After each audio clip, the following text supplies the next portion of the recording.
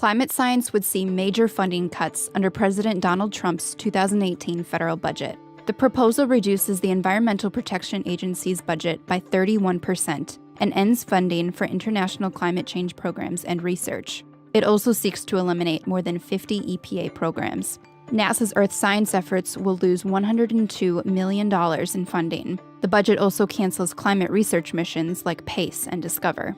The National Oceanic and Atmospheric Administration will lose more than $250 million in grants and programs that support coastal and marine management and research.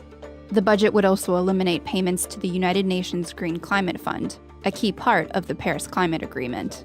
All right, so I got to ask this because it has come into play a lot this week. Is there any chance that there'll be some sort of sea change, if you will, in political discussions about climate change in the wake of this? How many of these storms do we have to go through before politicians come around on this one, David? I would be stunned.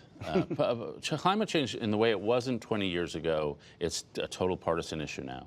If you're a Republican, is that because Al Gore ran for? That's the moment, isn't it? I happen to think he had some positive effects with the movement, but I think he had a very negative effect. You used to have John McCain, a lot of other Republicans with climate change legislation, and once it became a Democratic issue, the Republicans had to go on the other side, and that was a perverse effect of what Al Gore did.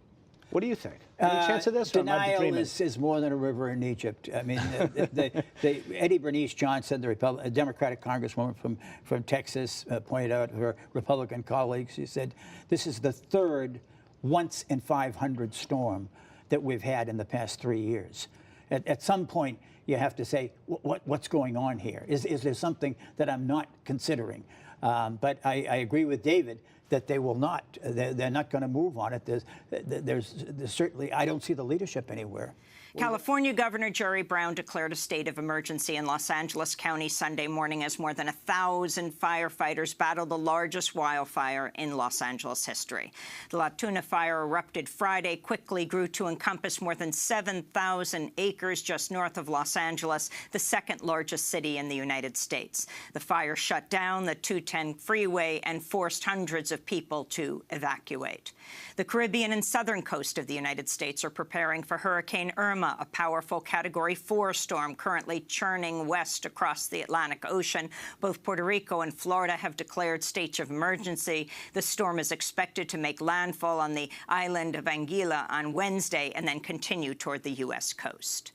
In more climate-related news, more than 100,000 people have been forced to evacuate their homes in Nigeria because of widespread flooding in the center of Nigeria. In South Asia, the historic flooding that's killed more than 1,200 people has also destroyed as many as 18,000 schools, leaving as many as 1.8 million children unable to go to class.